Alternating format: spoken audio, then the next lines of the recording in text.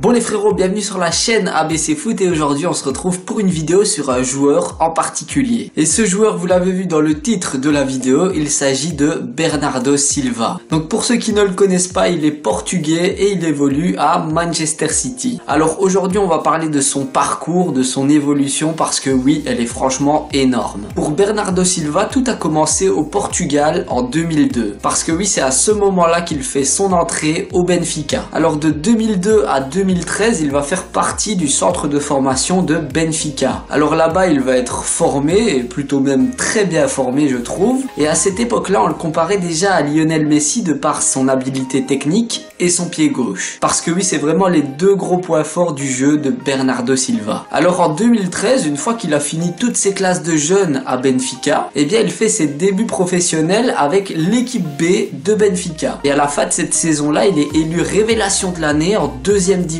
Donc on peut dire que pour un jeune, c'est vraiment pas mal du tout. Et qu'il a sûrement un gros potentiel à ne surtout pas gâcher. Et pour ceux qui sont curieux, je vous ai trouvé des séquences de Bernardo Silva qui joue à Benfica.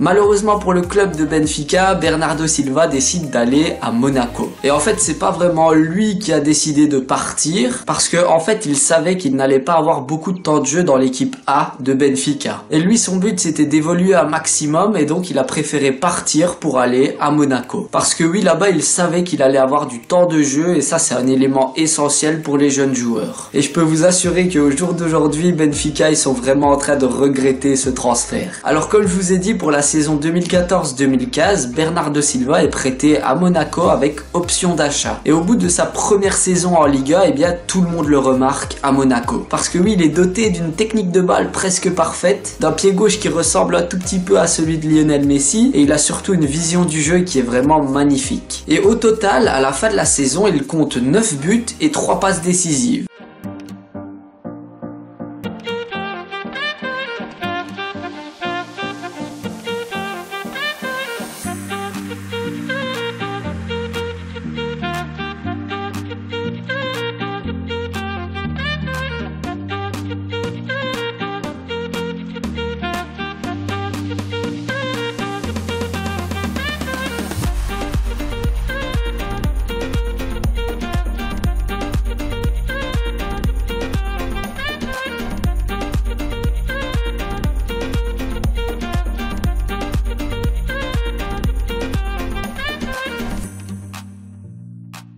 Et comme vous le savez, il était prêté à Monaco avec option d'achat. Et donc forcément, Monaco a décidé de l'acheter pour 16 millions d'euros. Et je trouve que c'est vraiment pas cher pour un joueur de son calibre. Je sais pas ce que vous en pensez, mais Monaco a vraiment fait une très bonne affaire. Alors pour sa deuxième saison avec Monaco, eh bien Bernardo Silva commence avec un premier but dès son premier match. Et donc ça lui permet d'être en confiance et de continuer sur sa lancée. Parce que au bout de 32 matchs joués avec Monaco lors de sa deuxième saison, il a inscrit 7 buts et 3 passes décisives. C'est des stats qui sont un tout petit peu moins bonnes que la saison précédente, mais il faut quand même regarder tout ce qu'il apporte à l'équipe à travers les différents matchs qu'il fait, et on va dire qu'il n'y a pas que les goals et les assists qui comptent. Il y a aussi toute cette création de jeu qui vient de Bernardo Silva, parce qu'avec sa technique et sa vision du jeu, il fait très mal en Liga.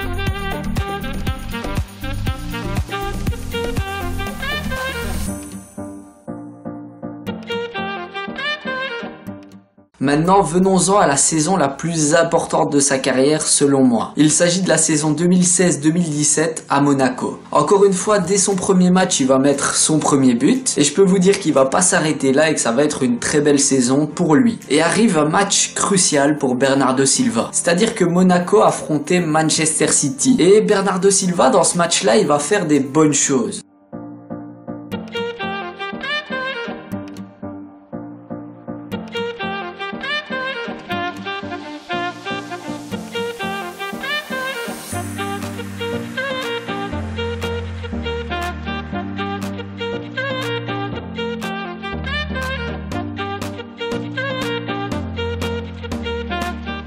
Mais il va surtout jouer face à l'entraîneur de Manchester City qui est Pep Guardiola. Et il se peut que Bernardo Silva ait tapé dans l'œil de Pep Guardiola. Parce que oui, au terme de sa 3e saison à Monaco, Bernardo Silva va signer à Manchester City. Et je pense que le match qu'il a joué contre eux, eh bien, ça fait partie un peu de l'équation. Alors si on suit sa progression, il part de Benfica parce que là-bas, il jouait pas trop, il était en équipe 2. Et donc de là, il va rejoindre Monaco. Il fait 3 bonnes saisons consécutives. Et comme on dit, le travail paye toujours et il part signer à Manchester City. Alors depuis qu'il a signé dans le club anglais, je trouve que son niveau a évolué en flèche. Et ça vient aussi sûrement du fait que son entraîneur c'est Pep Guardiola. Et je pense que ce gars-là, il a vraiment un don pour faire évoluer les joueurs. Et il suffit de regarder les stats, ça fait 3 ans qu'il est à Manchester City, il a délivré 21 passes décisives et il a inscrit 26 buts.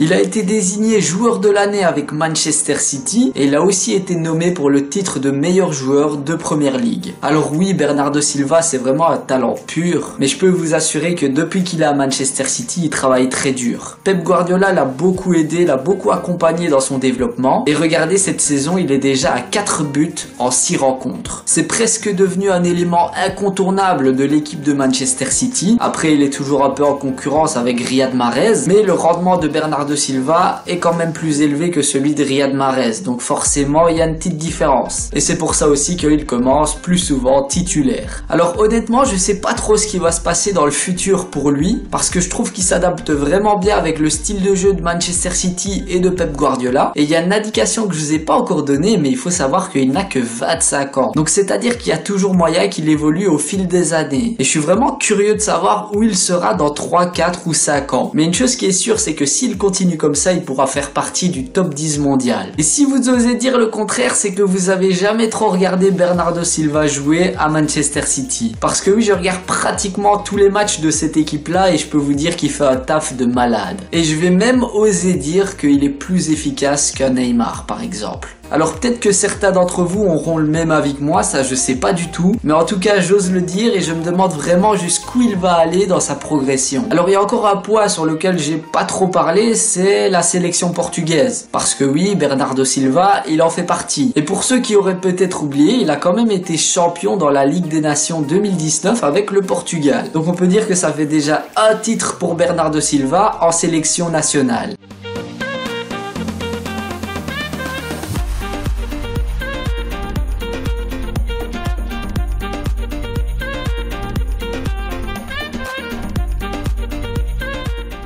Et le dernier point sur lequel je veux vraiment insister, c'est l'alchimie qu'il y a entre Pep Guardiola et Bernardo Silva. Parce que ces deux-là, ils ont vraiment une forte connexion. Et Pep a vraiment tout fait pour que Bernardo Silva s'épanouisse dans l'équipe de Manchester City. Il l'a vraiment fait évoluer dans des points très précis de son jeu. Et c'est vraiment ça qui lui a permis d'être aussi efficace depuis son début avec Manchester City. Et une question que j'aimerais bien vous poser, c'est qu'est-ce que vous pensez de ce joueur? Parce que selon moi, c'est un joueur qui est un peu sous-coté du fait qu'on n'entend pas beaucoup beaucoup parlé de lui. Et donc j'aimerais bien lire vos avis en commentaire sur le sujet. Et qui sait, peut-être que dans 5 ans, je vous referai une vidéo pour vous dire que Bernardo Silva est Ballon d'Or. Bon, en tout cas, je lui souhaite, je sais pas si ça va arriver, mais qui sait un jour. Bref, si ce concept de vidéo vous a plu sur ce joueur, alors je peux peut-être continuer sur d'autres joueurs qui m'intéressent et qui vous intéressent aussi. Si ça vous a plu, n'hésitez pas à lâcher un petit pouce bleu et à vous abonner si ce n'est déjà fait. Pour ceux qui veulent me suivre sur Instagram, Facebook ou Snapchat, vous tapez ABC Foot et vous me trouverez. Et moi les filles et les garçons, je vous dis à la prochaine et surtout, entraînez-vous bien.